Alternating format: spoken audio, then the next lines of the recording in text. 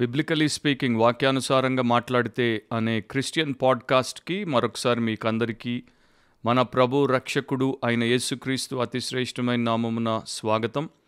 ప్రతి వారం దేవుడు మనకిచ్చినటువంటి ఈ మాధ్యమము ద్వారా దేవుడి యొక్క వాక్యాన్ని, ఆయన మనకిచ్చినటువంటి సత్య వాక్యాన్ని మనం తెలుసుకోవడానికి, మన జీవితానికి, మన భక్తికి కావలసినటువంటి అంశములను మనం నేర్చుకోవడానికి, మరి ముఖ్యంగా ఈ దినాల్లో దేవుడికి, దేవుడి వాక్యానికి విలువనిచ్చేటువంటి వారు, దేవుని సంబంధులు, దేవుడి పేరట సేవ చేసేటువంటి వారిలో కూడా తగ్గిపోతున్నటువంటి సమయంలో మనము ఇలాంటి గొప్ప ఆధిక్యతలో ఉండడం, అది దేవుడు మనకిచ్చినటువంటి ధన్యత. దాన్ని బట్టి దేవునికి కృతజ్ఞతలు తెలియజేస్తున్నాను. ఆసక్తి లేక జీల్ అని ఇంగ్లీష్లో పలుకబడేటువంటి ఒక పదం ప్రపంచంలో కొంతమందిలో కనబడుతుంది, చాలామందిలో మనకు కనబడదు. మనిషి తనకున్నటువంటి ఒక ప్రేరేపణను బట్టి, లేకపోతే తనకు ఉన్నటువంటి ఇచ్ఛను బట్టి, కోరికను బట్టి, లేక తన జీవితానికి తాను పెట్టుకున్నటువంటి లక్ష్యము, ఆశయాన్ని బట్టి ఆసక్తిపరుడిగా మారుతాడు. అది ఒక సామాజిక విషయం కావచ్చు, లేకపోతే ఒక వ్యసనానికి సంబంధించి, ఒక వ్యాపకానికి సంబంధించి, రాజకీయానికి, వ్యాపారానికి, కుటుంబానికి, లేక లోక సంబంధమైనటువంటి వ్యవహారానికి సంబంధించి ఏదైనా అవ్వచ్చు. ఈ లోకంలో బ్రతికినంత కాలం చిన్నవాడు, పెద్దవాడు అనేటువంటి వ్యత్యాసం లేకుండా జీల్ అనేది, ఆసక్తి అనేది మనుషుల్లో ఉండడం మనం చూస్తాం. అందరిలో అలా ఉండదు, కనుకనే చాలామంది మనకు మామూలుగా నామకార్థంగా కనబడతారు. కానీ కొంతమంది మాత్రం చాలా ప్యాషనెట్గా, ఆసక్తిపరులుగా కనబడతారు. సమాజంలో అలాంటి వారిని చూస్తాం, క్రైస్తవ సంఘంలో కూడా అలాంటి వారిని చూస్తాం. క్రైస్తవ సంఘానికి వచ్చేసరికి, దేవుడి ప్రజల దగ్గరికి వచ్చేసరికి, ప్రభు బిడ్డల దగ్గరికి వచ్చేసరికి ఇది చాలా స్పష్టంగా మనకి ఈ దినాల్లో కనబడుతోంది. అంటే అన్ని కాలాల్లో కూడా క్రైస్తవ సంఘం ప్రారంభము నుండి ఇప్పటిదాకా 2000 సంవత్సరాల కాలంలో మీరు చూస్తే అన్ని సమయాల్లో కూడా ఈ లక్షణాన్ని చూడొచ్చు. మెజారిటీలో దేవుడి కొరకు, దేవుడి విషయాల కొరకు, నిత్యమైనటువంటి వాటి కొరకు ఆసక్తి తక్కువ. చాలా తక్కువ మందికి అది ఉంటుంది. మెజారిటీ లోకానికి, శరీరానికి అండ్ వారి యొక్క హృదయానికి, వారికి ఉన్నటువంటి ఆశయాలకు అనుగుణమైనటువంటి విషయాల్లో ఆసక్తిపరులుగా కనబడతారు. ఈ ఆసక్తి నాశనకరమైనటువంటి విషయాల్లో ఉన్నా కూడా వారు పెద్దగా పట్టించుకోరు. అవి అశాశ్వతమైనవి, అవి క్షణికోద్రేకంతో ముడిపెట్టబడినవి అని వారికి తెలిసినా కూడా వారు దాంట్లోనే ఆసక్తిని చూపిస్తారు, కానీ సరైనటువంటి దైవిక విషయాల్లో ఆసక్తిని చూపించరు.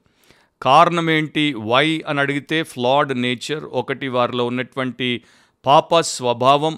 రెండవది ఫూలిష్నెస్, వారిలో ఉన్నటువంటి మూర్ఖత్వం. మూడవది ఫేటల్ డెసిషన్స్, వారు తీసుకునేటువంటి మరణకరమైనటువంటి తీర్మానాలు.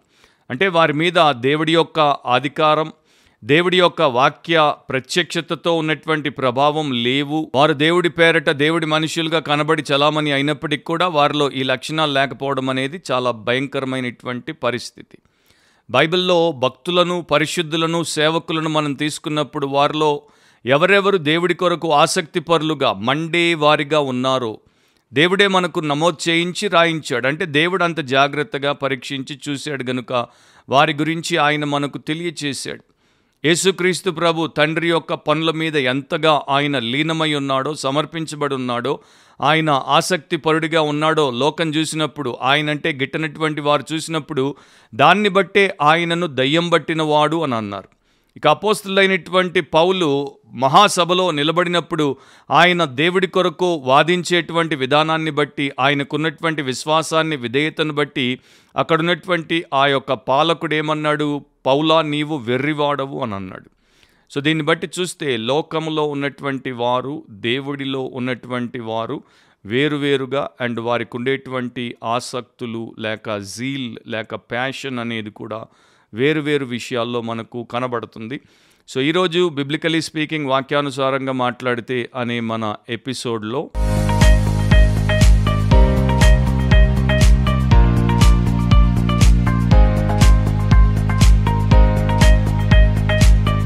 యేసుప్రభు సంఘ పరిస్థితి గురించి మాట్లాడాడు. ప్రకటన గ్రంథంలో ఆయన పత్రికలు పంపినప్పుడు చివరి సంఘము, 7వ సంఘము లవదికీయ సంఘానికి ఆయన పత్రిక పంపాడు. ఆ సంఘం గురించి ఆయన వర్ణించాల్సి వచ్చినప్పుడు నీవు నులివెచ్చనగా ఉన్నావు అని చెప్పాడు. వెచ్చగానైనా ఉండు, చల్లగానైనా ఉండు, కానీ అటు ఇటు కాకుండా నులివెచ్చనగా, లూక్ వామ్గా ఉన్నావు. కనుక నేను నిన్ను నా నోట నుండి ఉమ్మి వేస్తాను, వాంతి చేస్తాను అని ప్రభు చెప్పాడు. దాన్ని బట్టి దేవుడికి అనాసక్తి పరులు అంటే జీల్లెస్ లేక జీల్ లేనటువంటి వారు, తన వారిలో ఉన్నటువంటి తన ప్రజ, తన సంఘము, తన యొక్క శిష్యులు అలాంటి వారు ఉండుట ససేమిరా ఇష్టం లేదు అనేది అర్థమైపోతోంది. నా ప్రియ క్రైస్తవ సహోదరి సహోదరుడా, నీవు విశ్వాసివి, నీవు ప్రభు బిడ్డవు, నీవు వాక్యానుసారంగా బ్రతుకుతున్నావు అని నీవు అనుకుంటూ ఉంటే ఈరోజు నీవు వేసుకోవాల్సినటువంటి ప్రశ్న ఏంటంటే, దేవుని యందు, దేవుని యొక్క విషయాలయందు, దేవుని చిత్తమందు నీవు ఆసక్తిని కలిగినటువంటి వ్యక్తిగా ఉన్నావా? లేకపోతే ఈ లోకంలో ఉన్నటువంటి విషయాల పట్లే ఆసక్తిని కనపరుస్తున్నావా? ఎంతమందిని ఈ రోజున దేవుడి పరిశుద్ధత కొరకు, దేవుడి మహిమ కొరకు, దేవుడి నామ ఘనత కొరకు రోషం కలిగినటువంటి వారిని మనం చూస్తున్నాం.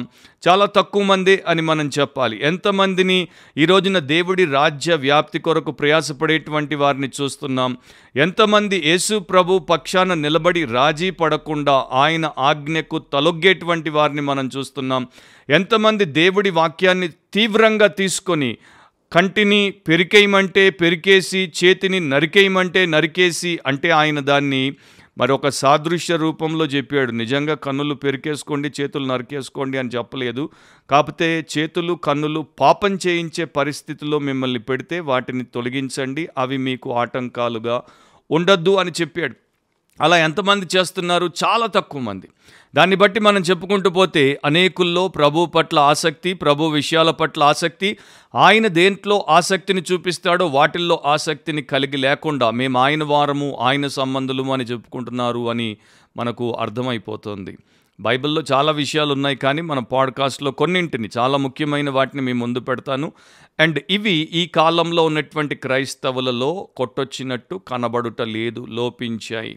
Christian church is lacking in this area, in the area of being passionate for Christ or being zealous for God Almighty. బైబిల్లో ఒక చక్కని అద్భుతమైనటువంటి వచనం ఉంది, నాకు చాలా ప్రియమైనటువంటి వచనం అది. తీతు పత్రిక 2:14 దేవుడు రాయించినటువంటి మాటలు, ఆయన సమస్తమైన దుర్నీతి నుండి మనలను విమోచించి సత్క్రియలందు ఆసక్తిగల ప్రజలను తన కోసం పవిత్రపరుచుకొని తన సొత్తుగా చేసుకొనుటకు తన్ను తానే మన కొరకు అర్పించుకొనెను. యేసుప్రభు సిలువలో ఎందుకు బలియాగమయ్యాడు? యేసుప్రభు ఎందుకు నేరస్తుల మధ్యలో నేరస్తుడిగా ఎంచబడి మన యొక్క శిక్షను, మన యొక్క బాధను భరించాడు? మన యొక్క మరణాన్ని రుచి చూచి చనిపోయి సమాధి చేయబడి తిరిగి లేచాడు? ఎందుకంటే దాని వెనకాల ఒక గొప్ప అద్భుతమైనటువంటి ఉద్దేశం ఉంది, అమోఘమైనటువంటి సంకల్పం ఉంది. ఆ వచనంలో చాలా సంగతులు రాయబడ్డాయి. నేను ఒక విషయాన్ని మీకు చూపిస్తాను. ఆయన సమస్తమైన దుర్నీతి నుండి మనలను విమోచించి ప్రతి విధమైనటువంటి చెడు, ప్రతి విధమైనటువంటి దుష్టత్వం, ప్రతి విధమైనటువంటి పాపము నుండి నిన్ను నన్ను తాను చిందించినటువంటి రక్తము ద్వారా కొని వేరు చేసి, కడిగి, శుద్ధి చేసి, తన ఆత్మతో ముద్రించి ఆయన తన కొరకు నియమించుకున్నాడు. ఎందుకంటే సత్క్రియల యందు ఆసక్తి కలిగినటువంటి ప్రజలను తయారు చేయడానికి, ఆ యొక్క గుంపులో, ఆ మందలో, ఆ యొక్క సమూహంలో మనం ఉండడానికి. అందుకోసమే మనల్ని తన కోసం పవిత్రపరిచాడు, తన సొత్తుగా చేసుకున్నాడు, దానికోసం తను తాను అర్పించుకున్నాడు. సో నేను క్రైస్తవుడను అని చెప్పినప్పుడు నాకు సత్క్రియల్లో ఆసక్తి లేకపోతే, దేవుడు నాకు ఆసక్తి చూపించమన్నటువంటి విషయాల్లో ఆసక్తి లేకపోతే, క్రీస్తు దేని కొరకైతే లోకంలో ఆసక్తిపరుడిగా జీవించాడో వాటిల్లో నేను ఆసక్తి కనపరచకపోతే నా యొక్క రక్షణలోనే ఎక్కడో లోపం ఉంది, నా యొక్క అవగాహనలో ఎక్కడో పెద్ద పొరపాటు జరిగిందని చెప్పకుండా ఉండలేను. యోహాను 2:17 ఆయన శిష్యులు నీ ఇంటిని గూర్చిన ఆసక్తి నన్ను భక్షించునని రాయబడి ఉన్నట్టు జ్ఞాపకము చేసుకొనిరి. దేవాలయంలోనికి ప్రభు రోషంతో వచ్చినప్పుడు దేవుడి యొక్క కీర్తికి, దేవుడి మహిమకు, దేవుడి చిత్తానికి, దేవుడు పెట్టినటువంటి క్రమానికి, పరిశుద్ధతకు వారు వేరుగా వ్యాపారం చేస్తున్నప్పుడు ఆయన ఎంత కోప్పడ్డాడో, ఎంత రోషం చూపించాడో, ఎంత ఆసక్తిని కనపరిచాడో, ఎలా మండాడో దాన్ని చూసినప్పుడు కీర్తనకారుడు ఎప్పుడో రాసినటువంటి మాటను ఆయన శిష్యులు జ్ఞాపకం చేసుకున్నారు. నీ ఇంటిని గూర్చిన ఆసక్తి నన్ను భక్షించుచున్నది. ఆ భక్షించుట లేకపోతే కన్జ్యూమ్ అని ఇంగ్లీష్లో ఉన్నటువంటి ఆ పదానికి చాలా రకాలుగా బైబిల్స్లో హీబ్రూ అండ్ ఇంగ్లీష్ వర్షన్స్లో మనకు రాయబడ్డాయి. హీబ్రూలో లిటరల్గా దాని యొక్క అర్థం ఏంటంటే to eat or bite into, తినివేయడము లేకపోతే కొరికి పట్టుకోవడం. ఇంకో రకంగా చెప్పాలంటే కరోడ్ అంటే ఏదైనా ఇనుముకు తుప్పు పట్టినప్పుడు ఆ తుప్పు ఆ ఇనుమును తినేసుకుంటూ లోపలికి ఎట్లా వెళ్ళిపోతుందో ఆ రకంగా దేవుడి పట్ల, దేవుడి ఇంటి పట్ల ఆసక్తి కీర్తనాకారుణ్ణి పట్టేసింది. ఇంకో ఇంగ్లీష్ వెర్షన్లో burns hot within me అంటే నాలో వేడిగా అది మసులుతోంది అని వారు తర్జుమా చేశారు. జెరూసలేం బైబిల్లో డివోర్స్ మీ అంటే నన్ను కబలించేస్తోంది, నన్ను తినేస్తోంది అని వారు రాశారు. సో ఆసక్తి అనేది ఎంత గంభీరమైనదో, ఎంత బలమైనదో, ఒక మనిషిని అది పట్టుకున్నప్పుడు ఏం చేస్తుందో ఈ మాటల్ని బట్టి మనం గ్రహించవచ్చు. ఇంకో ట్రాన్స్లేషన్లో ఏమంటారు, acid burning it's way into the metal. ఒక పదార్థంలోనికి, ఒక ఇనుము పదార్థంలోనికి యాసిడ్ని పోసినప్పుడు, ద్రవకాన్ని పోసినప్పుడు అది దాన్ని ఎలా కబలించుకుంటూ లోపలికి వెళ్ళిపోతుందో ఆ రకంగా దైవాసక్తి మనిషిని పట్టుకుంటుంది. ఈరోజు మన పాడ్కాస్ట్ యొక్క టైటిల్ ఏంటంటే మ్యాన్ ఆన్ ఫైర్, మండే మనిషి. ఆసక్తి ఉన్నప్పుడు మానవుడు మండుతాడు, దేవుడి కోసం మండుతాడు, మంచి కోసం మండుతాడు, నీతి కోసం మండుతాడు, దేవుడి యొక్క మహిమ కోసం మండుతాడు, ఇతరుల మేలు కోసం మండుతాడు. అలాంటి మండేటువంటి వారు లేరు కనుక దేవుడికి వ్యతిరేకంగా పాపంలో బ్రతికి రేపు నిత్య అగ్నిలో, అగ్ని గంధకాలతో ఉండేటువంటి ఆ గుండంలో పడి నాశనానికి మండేవారే ఎక్కువైపోతున్నారు. దేవుడి కొరకు మండేవారు తక్కువ. నా జ్ఞాపకం వస్తోంది, సాల్వేషన్ ఆర్మీ అనేటువంటి ఒక పరిచర్యను స్థాపించి సేవ చేసినటువంటి, అంటే దేవుడికి వ్యతిరేకంగా ప్రతి విధమైనటువంటి పాపముల్లో ఉన్నటువంటి వారిని యేసు దగ్గరికి నడిపించినటువంటి విలియం బూత్ ఒక మాట అనేవాడు.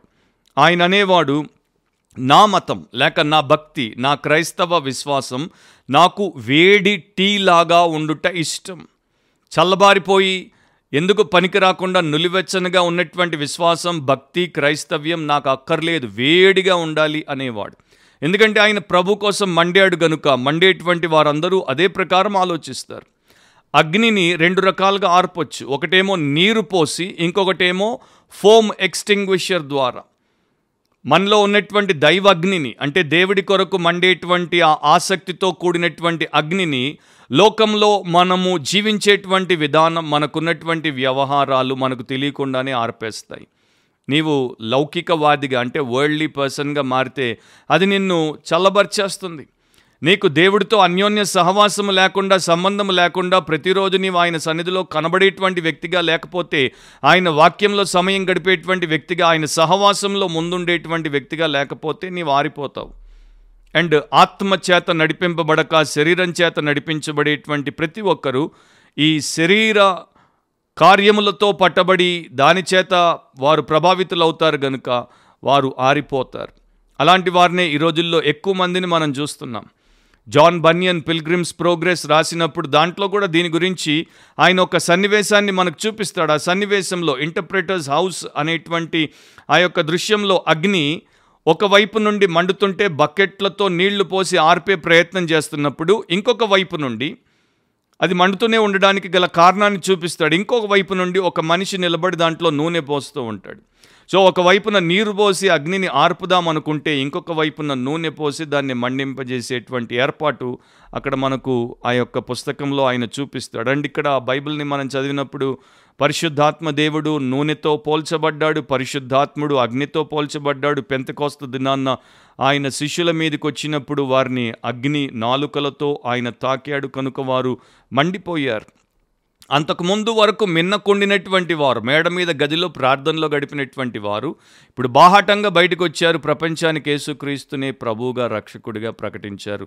And they were on fire for God, వారు అగ్నిలో దేవుడి కొరకు మండుతున్నట్లు మనకు కనబడతారు. సో దీన్ని బీయింగ్ కన్జ్యూమ్డ్ ఫర్ గాడ్ అంటే దేవుడి కొరకు కబలింపబడుట అని అంటాం. సో ప్రతి మనిషిని మనం తీసుకున్నప్పుడు కాస్తో కూస్తో ఆసక్తి ఉంటుంది. కొందరిలో మాత్రం చాలా ఆసక్తి ఉంటుంది. వారికి చదువు అంటే ఆసక్తి, మంచి మార్క్స్ వచ్చి వారు మెరిట్తో పాస్ అవుతే ఎంతో ఎక్సైట్మెంట్ ఉంటుంది, అంటే ఎంతో ఉత్తేజభరితులైపోతారు, ఎంతూజియాస్టిక్గా మారిపోతారు.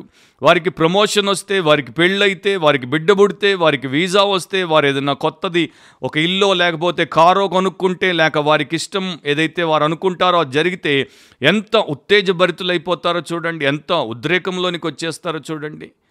కాకపోతే క్రైస్తవ విషయంలో, దేవుడి విషయంలో అలాంటి ఆసక్తి చాలామందిలో మనకు కనిపించదు. అప్పటిదాకా ఇంట్లో పొంగి పొరలినటువంటి వారు సంఘానికి రాగానే నిమ్మకు నీరెత్తినట్టు కూర్చుంటారు. దాంట్లోనే అర్థం అవ్వట్ల వారు ఒక కంపార్ట్మెంట్ని క్రియేట్ చేసుకున్నారు. దేవుడి కోసం ఎప్పుడు అనాసక్తితో ఉండాలి, లోకంలో మన కోసం మనం ఎప్పుడు ఆసక్తి పరులంగా ఉండాలి. యెషయా ప్రవక్త 59వ అధ్యాయం 18వ వచనంలో యేసు ప్రభుని గురించి ప్రవచించినప్పుడు ఈ మాటలు రాశాడు, ఆసక్తిని పై వస్త్రముగా ధరించుకొనెను. సో యేసు దేవుడి కొరకు ఎందుకంతగా మండాడు, ఎందుకలా అగ్నితో ఉన్నటువంటి వ్యక్తిగా ఉన్నాడంటే ఆయన ఆసక్తినే పై వస్త్రముగా ధరించుకున్నాడు. అండ్ ఈరోజున చాలామంది క్రైస్తవులు అనాసక్తినే పై వస్త్రముగా ధరించుకుని తిరుగుతూ ఉంటారు, సంఘాలకు వచ్చి పోతూ ఉంటారు. కొన్ని వందల సంవత్సరాల క్రితం మొరావియన్ మిషనరీలను స్థాపించినటువంటి ఒక భక్తుడు, ఆయన పేరు కౌంట్ నికోలస్ జిన్జెన్డార్ఫ్. ఆయన ప్రపంచ దేశాల్లో ఉన్నటువంటి నశించేటువంటి ఆత్మల దగ్గరికి మనం వెళ్ళాలి, క్రీస్తు సువార్తతో వెళ్ళాలని అనేకులను యవనస్తులను పురిగొల్పి ప్రేరేపించి పంపించేవాడు. సో ఒక యవన మిషనరీని ఒక రోజున ఆయన అడిగాడు, can you go as a machinery to Greenland? Greenland అనే ప్రాంతానికి మిషనరీగా వెళ్తావా అంటే ఒకే ఒక పదంతో ఆ అబ్బాయి ఆన్సర్ ఇచ్చాడు, ఎస్ వెళ్తాను. రెండవ మాట జిన్జెన్డార్ఫ్ అన్నాడు, కెన్ యూ గో టుమారో? రేపే వెళ్తావా అంటే ఆయన అన్నాడు, నా చెప్పులు ఈ రోజున కుట్టేవాడు కాబ్లర్ తయారు చేసేస్తే రేపే వెళ్తా. దాన్ని ఆసక్తి అంటారు.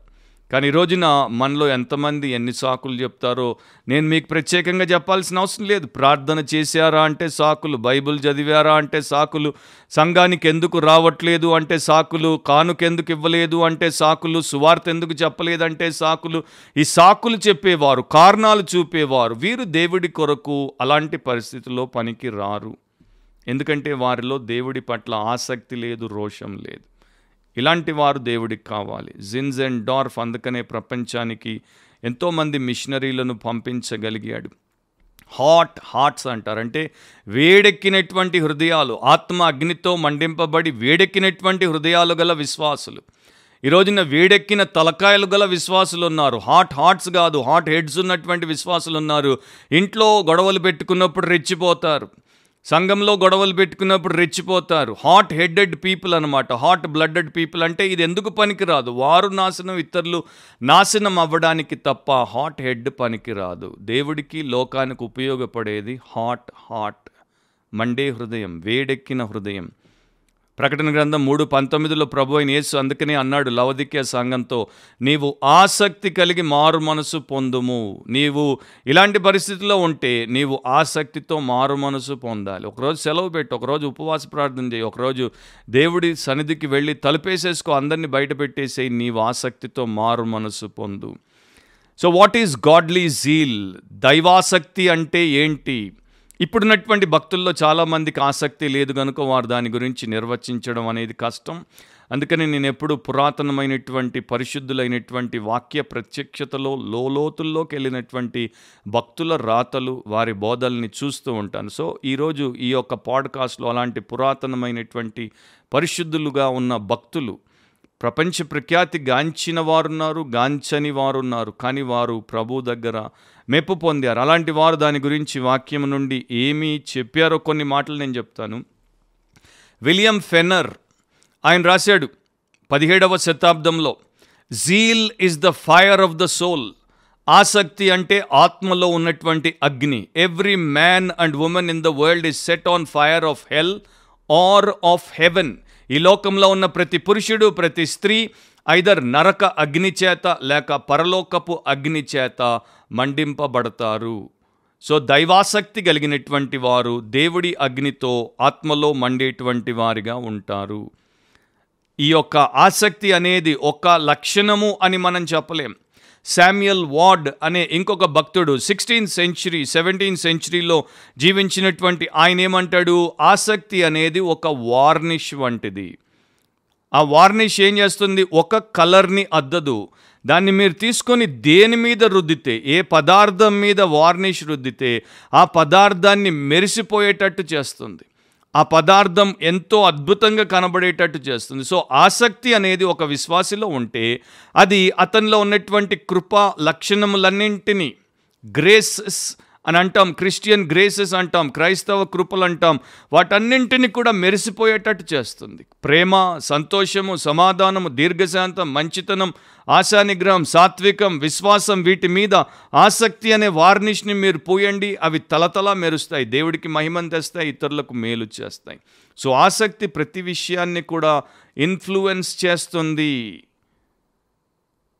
Zeal is nothing but heat. It is a spiritual heat wrought in the heart of man by the Holy Ghost అని అంటాడు ఆయన. సో అది ఒక వేడి, పరిశుద్ధాత్ముడు ఒక పరిశుద్ధుని హృదయంలో, పరిశుద్ధురాలి హృదయంలో కలిగించేటువంటి వేడి. అండ్ ఇది అన్ని విషయాల్లో వారి జీవితంలో బయటకు వస్తుంది. అండ్ ఇది ఒక గిన్నె కింద మీరు మంట పెట్టినప్పుడు ఆ యొక్క గిన్నెలో పోసినటువంటి నీరు ఎలా మసులుతూ ఉంటుందో, అలాగే ఆసక్తి అనేది విశ్వాసిని దేవుడి కొరకు మండింప చేస్తుంది. తనలో ఉన్నటువంటి లక్షణాలన్నీ కూడా దేవుడి మహిమ, ఆయన యొక్క సంఘ క్షేమం కొరకు మండేటట్టు చేస్తుంది. సో ఇలాంటి వారు ఈ రోజున బహు కొద్ది మంది మనకు కనబడతారు. ఎందుకంటే పాపం చేత ఆరిపోయిన వారు, ప్రపంచం చేత ఆరిపోయినటువంటి వారే ఎక్కువ.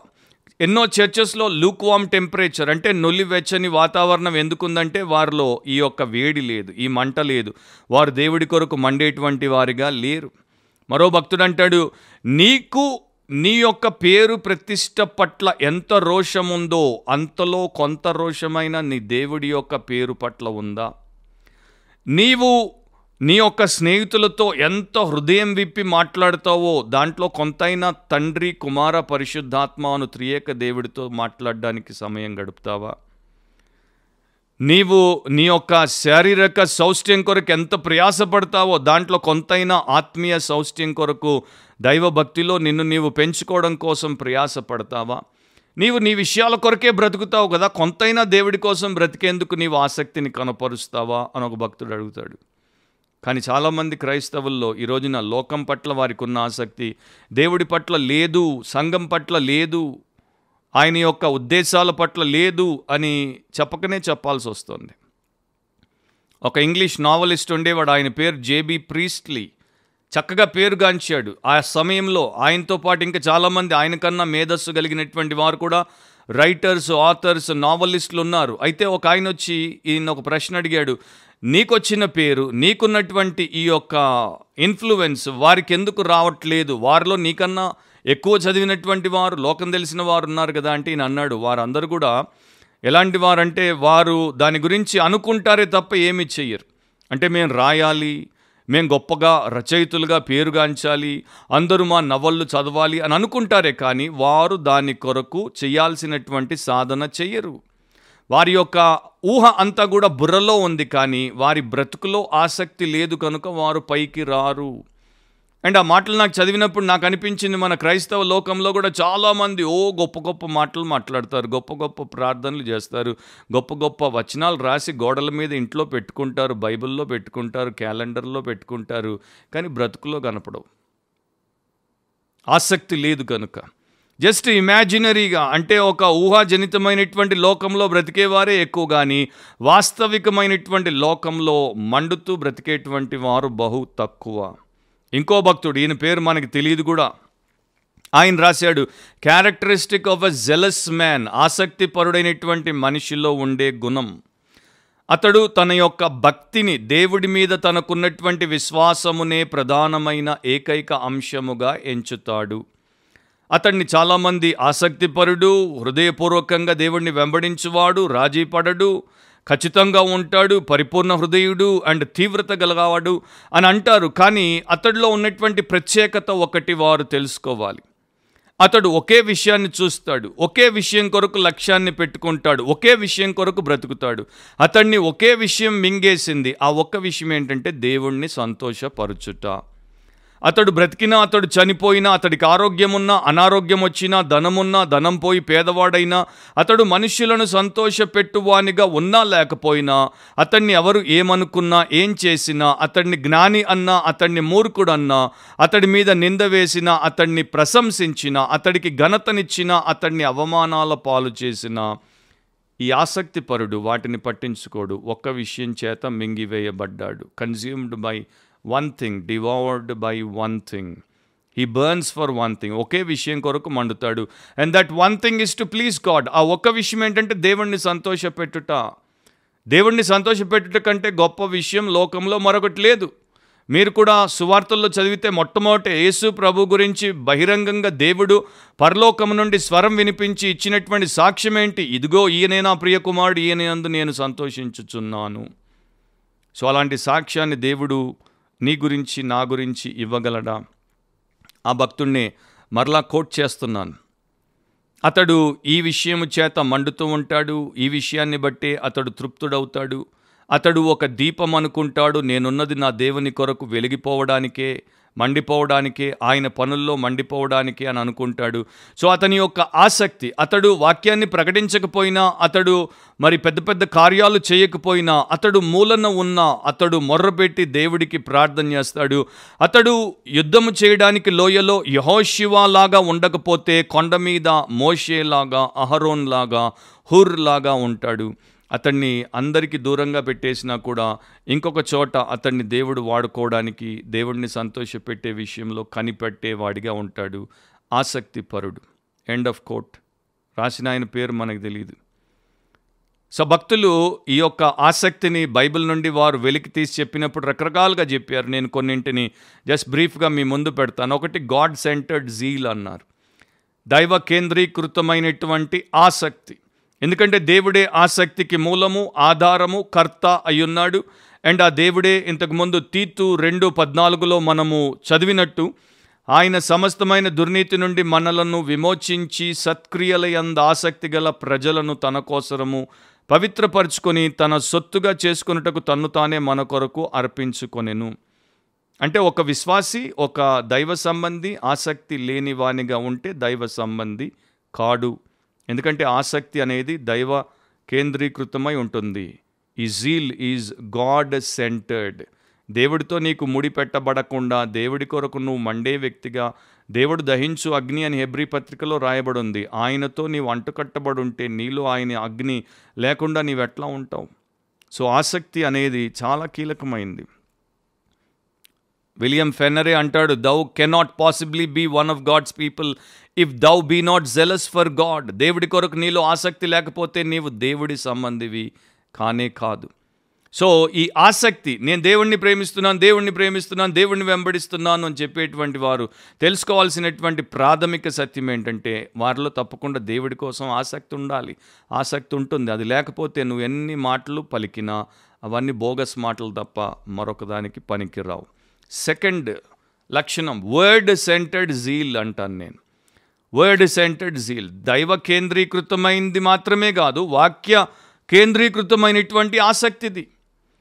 ఈ ఆసక్తి వాక్యము నుండి పుట్టుకొచ్చింది. ఈ ఆసక్తి వాక్య ప్రత్యక్షత ద్వారా ప్రేరేపణతో వచ్చినటువంటిది. పౌలు రోమా 10:2 ఒక మాట రాస్తాడు. అక్కడ ఒక ఫాల్స్ జీల్ గురించి, అంటే అబద్ధపు ఆసక్తి, నకిలీ ఆసక్తి, దైవ వ్యతిరేకమైనటువంటి ఆసక్తిని గురించి మాట్లాడుతూ ఇలా అంటాడు, వారు దేవుని యందు ఆసక్తి గలవారని వారిని గూర్చి సాక్ష్యం ఇచ్చుచున్నాను, అయినను వారి ఆసక్తి జ్ఞానానుసారమైనది కాదు. ఈ పరిసయ్యులు, శాస్త్రులు, ఈ యొక్క సద్దుకయ్యులు, పెద్దలు, యాజకులు, ప్రధాన యాజకులు, వీరికి దేవుడి మీద ఆసక్తి ఉన్నట్టు వారి మతాన్ని, వారి భక్తిని, వారి యొక్క విషయాలను వారు బాహాటంగా చూపించుకున్నారు. కానీ వారి ఆసక్తి అది జ్ఞానానుసారమైనది కాదు, దైవ జ్ఞానముతో కూడుకున్నటువంటిది కాదు. కానీ ఈ యొక్క రియల్ జీల్ అనేది, నిజమైనటువంటి ఆసక్తి, అది sacred wisdom from God's word, దేవుడి వాక్యంలో నుండి ఇవ్వబడిన పరిశుద్ధ జ్ఞానము నుండి వచ్చింది. కనుక దేవుడి వాక్యమే దాన్ని శాసిస్తోంది. దేవుడి వాక్యమే దానికి రూపాన్ని ఇస్తుంది. దేవుడి వాక్యమే దాన్ని రగులుస్తుంది. అండ్ దేవుడి వాక్యమే దాన్ని ముందుకు తీసుకెళ్తుంది. ఓ భక్తుడు పాత నిబంధన సమయంలో మరి ఉన్నటువంటి వారిని, కొత్త నిబంధన సమయంలో ఉన్నటువంటి వారిని కూడా ఆయన పోల్చి రాస్తున్నప్పుడు ఒక మాట రాస్తాడు ఆసక్తి గురించి. Zeal is like a fire. ఈ యొక్క ఆసక్తి అగ్ని వంటిది. చిమ్నీలో అది ఉన్నప్పుడు మనకు దాసుడిగా పనిచేస్తుంది. అది చిమ్నీ బయటకు వచ్చేస్తే అది మనల్ని దహించేస్తుంది. సో పొయ్యిలో మంట ఉంటే మనకు వేలు, కానీ మంట పొయ్యి నుండి బయటకు వచ్చి ఇంటికి పట్టుకుంటే అది మనకు చీటు. అలాగే వాక్యానుసారమైన ఆసక్తి ఉంటే దేవుడికి మహిమ, ఇతరులకు మేలు. వాక్యముతో సంబంధమే లేనటువంటి నకిలీ ఆసక్తి ఉంటే దేవుడికి అపకీర్తి అండ్ అనేకులకు అన్యాయం అయిపోతారు. ఎందుకంటే ఈరోజు చాలామంది ఈ యొక్క ఫేక్ జీల్ లేకపోతే వర్డ్లెస్ జీల్ అంటే వాక్యమే లేనటువంటి ఈ అవివేకంతో కూడుకున్నటువంటి ఉద్రేకంతో నిండి మేము భక్తిపరులం, మేము మతస్థులం, మేము గొప్ప విశ్వాసులం, మేము వీరులం అని అనుకుంటుంటారు. పరిసయ్యులు అట్లాగే అనుకున్నారు. పరిసయ్యులు చాలా ఆసక్తి, మేము ప్రత్యేకించబడ్డవారం. కానీ దేని చేత ప్రత్యేకించబడ్డారు? సొంత అభిప్రాయాల చేత, పెద్దల ఆచారాల చేత, మనుష్య పారంపర్యాల చేత, వారికి ఉన్నటువంటి పాపపు కోరికలు, ఊహలు, విషయాల చేత. వారికి దేవుడి వాక్యమే లేదు. ఎందుకంటే ప్రభు అంటాడు, మీరు దేవుడి వాక్యాన్ని, మీ పట్ల దేవుడి చిత్తాన్ని తిరస్కరించారు. సో ఈ రోజున దేవుడిని, దేవుడి వాక్యాన్ని తిరస్కరించినటువంటి వారు గొప్ప ఆసక్తి పరులుగా క్రైస్తవ సేవలో, సంఘాల్లో, సంస్థల్లో మనకు కోకొల్లలు కనబడతారు. మోసపోయారు. రేపు వారికి నిజస్థితిని ఆయన ముందు నిలబడినప్పుడు ఆయన అద్దంలో వారికి చూపించినట్టు చూపిస్తే చాలా చాలా ప్రమాదకరమైన పరిస్థితిలో ఉంటారు. సో క్రిస్టియన్ జీల్, క్రైస్తవ ఆసక్తి, అది దేవుడి వాక్యం నుండి అనుగ్రహించబడినటువంటిది అనేది మర్చిపోవద్దు. అందుకని నీకు బైబిల్ ఎంత ఎక్కువ తెలిస్తే, ఎంత లోతుగా తెలిస్తే నీలో అంత ఆసక్తి. ఆ అగ్నికి ఇంధనం ఎంత అవసరమో నీకు నాకు దేవుడి వాక్యం అంత అవసరం. మన ఆత్మలో అగ్ని మండాలంటే దానికి వాక్యం ద్వారానే సాధ్యం. ఒకప్పుడు విలియం శాంగ్స్టర్ అనే భక్తుడు మెథడిస్ట్ చర్చ్ స్కార్బరో అనే ప్రాంతంలో ఆయన పాస్టర్గా పనిచేస్తున్నప్పుడు ఆయన చర్చిలో ఒక అత్యాసక్తి పరుడు ఉండేవాడు. ఇతనికి కొంత మానసిక సమస్య కూడా ఉంది. కాకపోతే ఏం చేసినా కూడా చాలా చాలా ఎగిరిపడి చేసేసేవాడు. మోస్ట్ ఆఫ్ ద టైం తప్పులుగానే చేసేవాడు. సో ఎక్కడో ఒక బార్బర్ షాప్లో బార్బర్గా పనికి కుదిరాడు. అంతకుముందు వారమే మెసేజ్ విన్నాడు. సో ఆ బార్బర్గా అతడు ఒక ఆయన వచ్చినప్పుడు షేవింగ్ కోసం ఒక కస్టమర్ వస్తే ఆ కస్టమర్ని కూర్చోబెట్టి పైన టవల్ వేసేసి ఆయనకి ఆ యొక్క క్రీమ్ రాసిన తర్వాత ఈ పదునైనటువంటి కత్తిని పట్టుకొని అటు ఇటు అంటూ, నీవు దేవుడిని కలుసుకోవడానికి సిద్ధమేనా అన్నాడు. దాంతో అతడు లేచి కుర్చీతో పాటు పారిపోయాడు. సో ఇలాంటి జ్ఞానము లేనటువంటి అత్యాసక్తి పరుల వల్ల దేవుడికి అండ్ ఇతరులకు ఏ మేలు కలగదు. మూడవది self centred zeal. Self centred zeal అంటే సెల్ఫ్ రిఫార్మింగ్ జీల్, స్వంతమును బాగు చేసేటువంటి ఆసక్తి, స్వంతమును దేవుడు మెచ్చేటువంటి రీతిలో తీర్చిదిద్దేటువంటి ఆసక్తి. 1 కొరింథీ 11:28 ప్రతి వారము మనం ప్రభు బలను సమీపించినప్పుడు దాదాపుగా ఎక్కువగా చదవబడేటువంటి పాఠ్యభాగం. కాబట్టి ప్రతి మనుష్యుడు తన్ను తాను పరీక్షించుకొనవలెను. ఇది ఆజ్ఞ. ప్రతి మనుష్యుడు తన్ను తాను పరీక్షించుకొనవలెను. దేవుడి ఎదుట వాక్యపు వెలుగులో తను తాను పరీక్షించుకోవాలి. ఇతరులను పరీక్షించమని దేవుడు చెప్పట్ల. నీ ఇంటి వారిని పరీక్షించమని, నీ ఇరుగు పొరుగు పరీక్షించమని, నీ యొక్క పనివారిని పరీక్షించమని, లేకపోతే నీ యొక్క సంఘంలో ఉన్నటువంటి ఇతరులను పరీక్షించమని చెప్పట్లేదు. రాజకీయ నాయకులను పరీక్షిస్తాం, బయట ఉన్నటువంటి క్రీడాకారులను పరీక్షిస్తాం, అండ్ తారలను పరీక్షిస్తాం, మనకు తోచిన ప్రతి ఒక్కరిని పరీక్షిస్తాం. మనకు కొంత ఫ్రీ టైం ఉండి రోడ్డు ఎక్కితే మాల్స్లో తిరుగుతూ ఉంటే అక్కడికి వచ్చేటువంటి వారిని, వారి వస్త్రధారణ, వారి వ్యవహారం, వారి ఇతర విషయాలు అన్నీ పరీక్షిస్తుంటాం. మనల్ని మనం పరీక్షించుకోం. అద్దంలో కేవలం పై వేషాన్ని చూసుకొని మురిసిపోయి బయటికి పోతారు. కానీ మన మనస్సులో ఎంత మురికుందో, మన యొక్క ఆత్మలో ఎంత క్షామం ఉందో దాన్ని మనం పరీక్షించుకోవాల్సినటువంటి అవసరం ఉంది. ప్రతి మనుష్యుడు తన్ను తాను పరీక్షించుకోవాలి. సో దైవాసక్తి కలిగినటువంటి వారు, వాక్య జ్ఞానంతో మండేటువంటి వారు మొట్టమొదట తమను తాము పరీక్షించుకుంటారు. మేము అన్ని విషయాల్లో దేవుణ్ణి సంతోషపరిచే వారముగానే ఉన్నామా, లేక మా జీవితంలో ఆలోచన, చూపు, మాట, ఉద్దేశం లేక మరో విషయం దేవుడికి దుఃఖాన్ని కలిగిస్తోందా? పరీక్షించుకోవాలి. దేవుడు ఎంత గంభీరుడు, ఎంత గొప్పవాడు, ఎంత ఉన్నతుడు, ఎంత పరిశుద్ధుడు.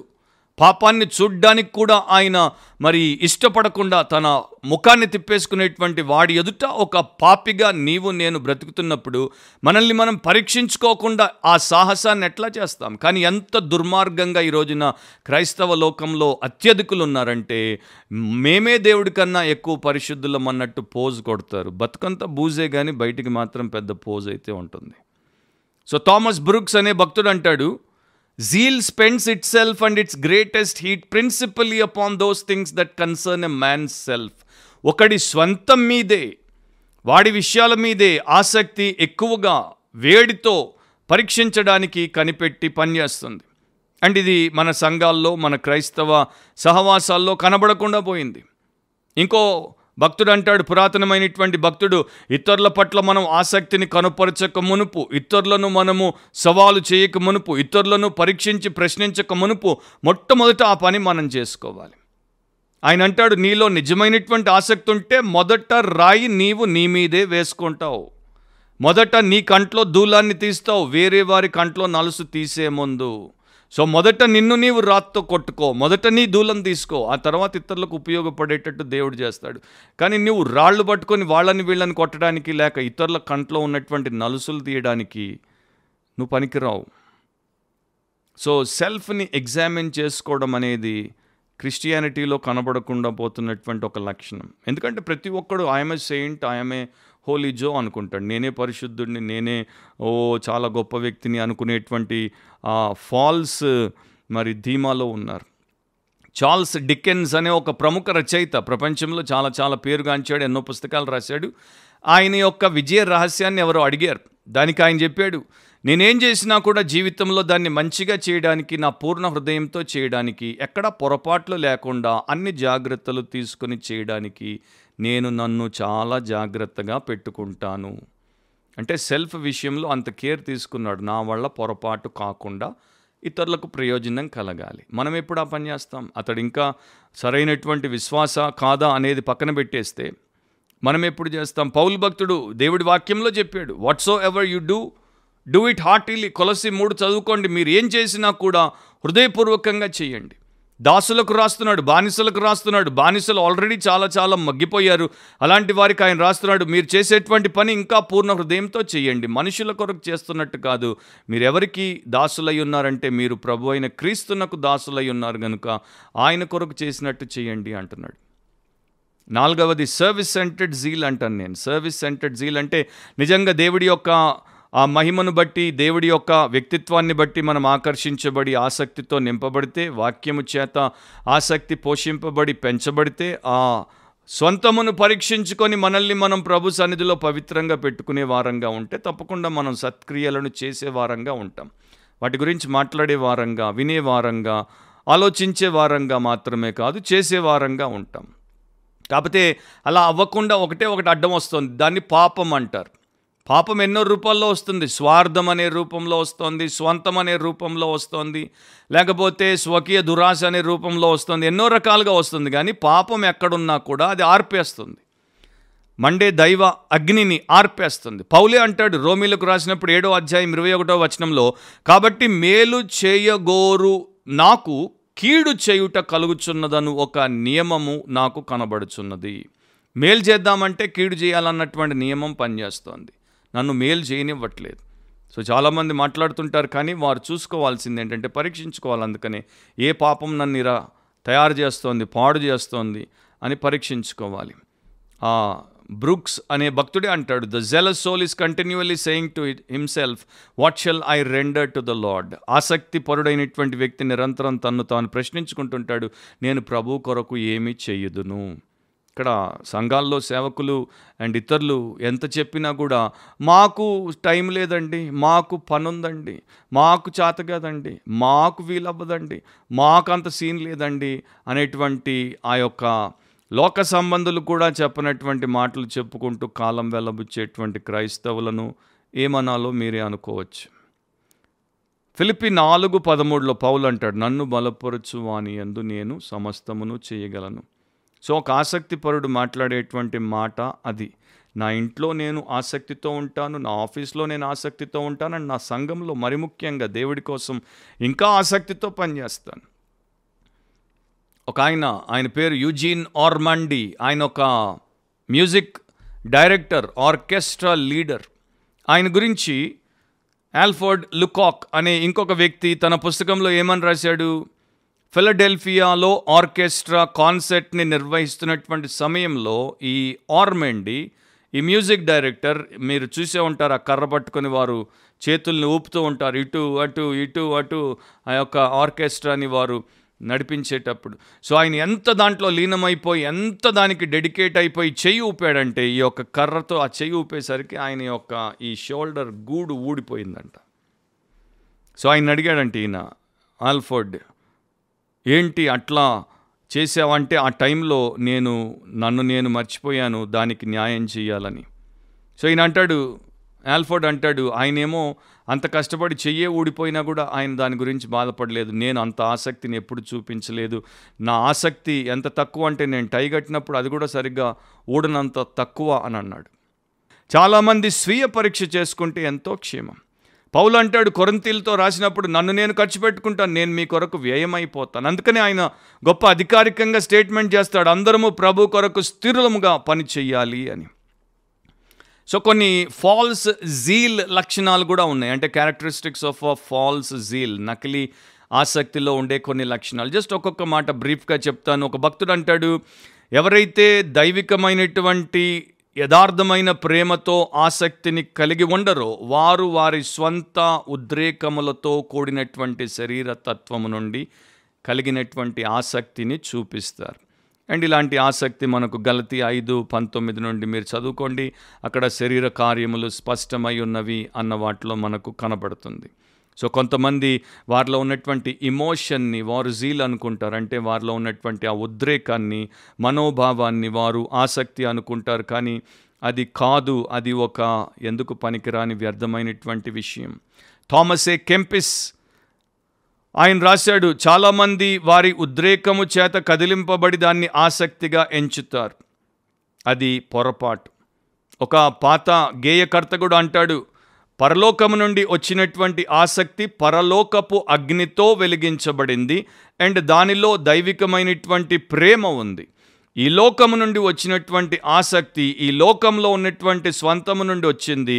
అది పైకి కనబడకపోయినా ముసుగులో దాగి ఉంది. ఒక పురాతనమైనటువంటి గాథ, ఓల్డ్ ఫేబుల్లో వారు చెప్తారు, కొన్ని ఎలుగుబంట్లు అడవిలో ఉన్నప్పుడు వాటికి ఒక గ్లో వామ్ అంటే ఒక లైట్ పురుగు కనబడింది. వెంటనే అవి దగ్గరికి వచ్చి చేతులకు వేడి పుడుతుందేమో అని దాని మీద పెట్టి చూస్తే వాటికి ఏమీ అవ్వల.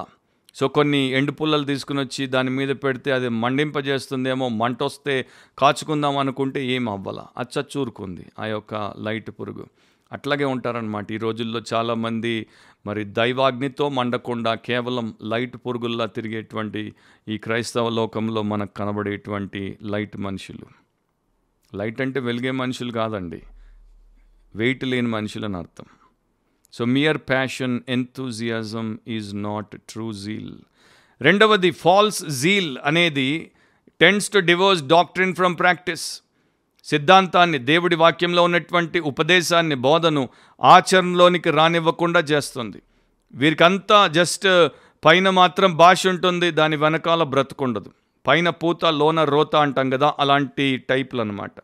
కాకపోతే చాలా చిన్న చిన్న విషయాలు, దేవుడికి మరి ముఖ్యమైన విషయాలను పక్కన పెట్టేసి చాలా చిన్న విషయాలను పట్టుకొని తెగ ఆసక్తి చూపించేస్తుంటారు. అవి పెద్దగా ముఖ్యమైనటువంటి విషయాలు కావు, కానీ వాటిని పట్టుకొని తెగ ఆసక్తి చూపించేసి అసలు సిసలైనటువంటి మూల విషయాలను మూలన పెట్టేస్తారు. అండ్ ఇక్కడే కనబడుతోంది వారి యొక్క ఆసక్తి నిజమైనది కాదు. పైన వస్త్రము రంగు వస్త్రము రంగు వస్త్రము రంగు అంటారు. వస్త్రము రంగు ఈ రకంగానే ఉండాలి, ఇంకో రకంగా ఉండడానికి వీలే లేదు. కానీ వ్యక్తిత్వపు రంగు ఎలా ఉండాలి అన్నది చెప్పరు. క్రీస్తు యొక్క వ్యక్తిత్వాన్ని, క్రీస్తు మనసును మీరును కలిగి ఉండండి అని చెప్పరు. ఈ బట్ట వేసుకోవద్దు, ఆ బట్ట వేసుకోవద్దు, నీ బతికెట్లా ఉన్నా పర్వాలేదు, పై బట్ట ఇదొద్దు, ఆ బట్ట వద్దు అంటారు. మీ బ్రతుకు బాగా పెట్టుకొని మీరు మంచి బట్టలు వేసుకోండి, మర్యాదగా భక్తిపరులుగా ఉండండి, ఏ అభ్యంతరం లేదు.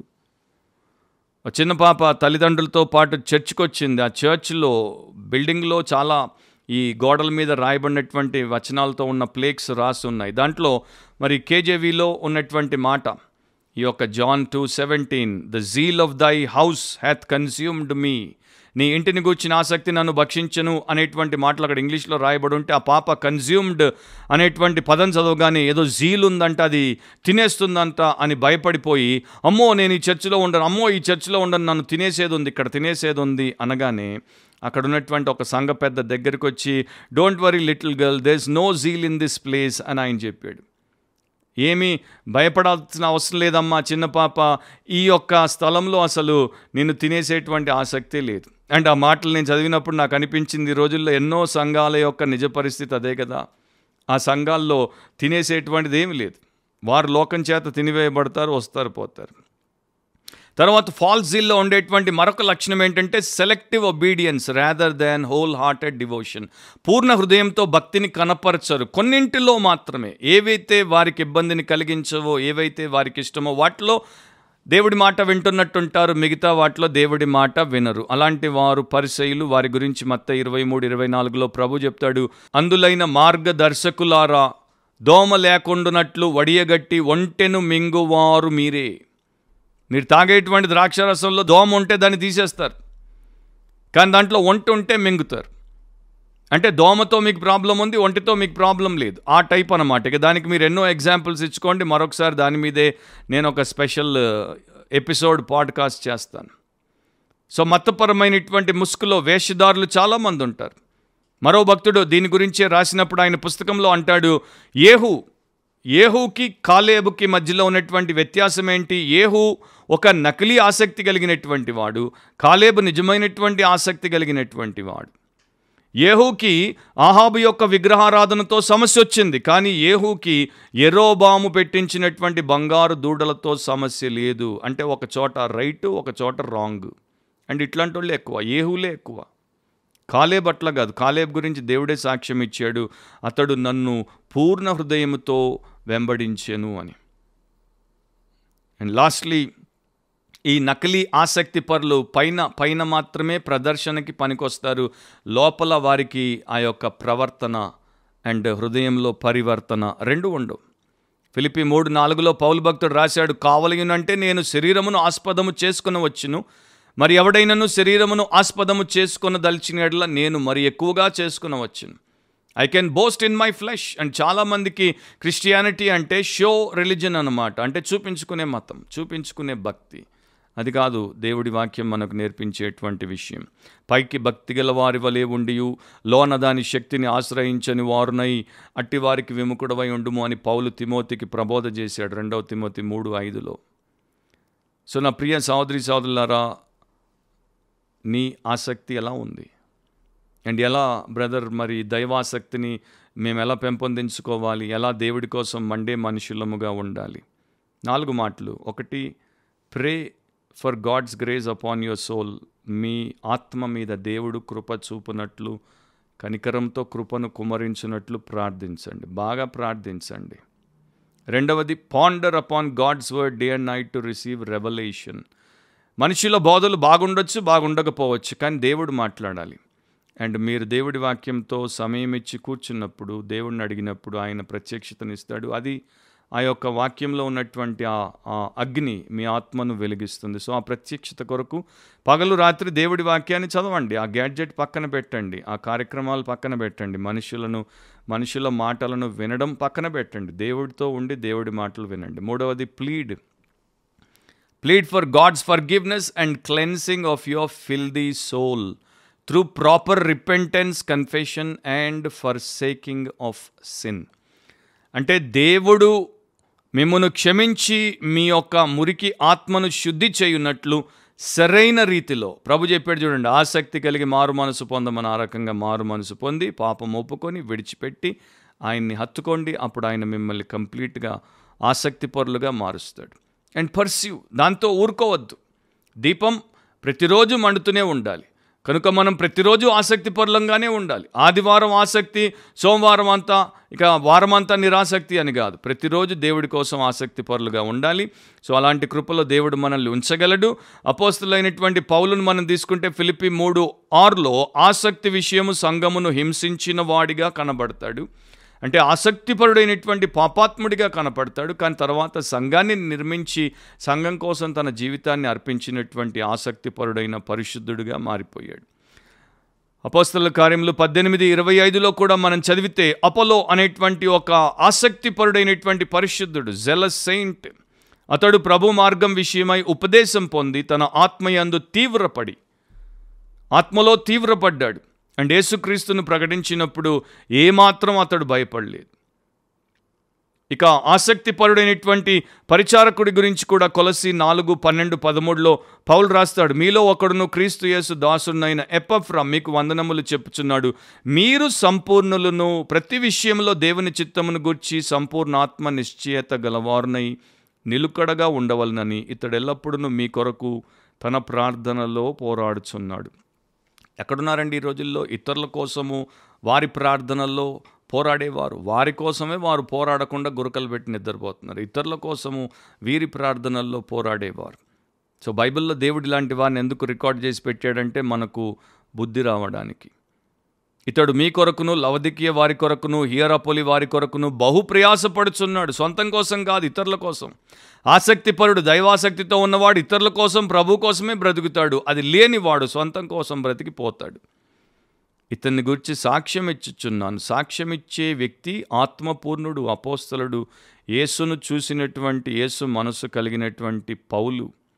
ఆయన ఎపఫ్రా గురించి సాక్ష్యం ఇచ్చాడు అంటే దానికి ఏమైనా తిరుగుంటుందా? డాక్టర్ గ్రెన్ఫెల్, ఆయన లాబ్రడార్ అనే ప్రాంతంలో 50 ఏళ్ళు సేవ చేశాడు. తర్వాత ఆయనక వృద్ధాప్యం వచ్చింది కనుక రిటైర్ అయిపోయినప్పుడు అమెరికాలో జార్జియా పట్టణంలో ఆయన వచ్చి ఉంటున్నప్పుడు అక్కడ సముద్ర తీరాన ఉదయమే ఆయన నడుస్తున్నాడు. కొందరు ఆయన్ని గుర్తించినప్పుడు ఆయన దగ్గరికి, ఆ మిషనరీ దగ్గరికి వెళ్ళడానికి ప్రయత్నిస్తే ఆయన సెక్రటరీ అక్కడ ఉన్నాడు.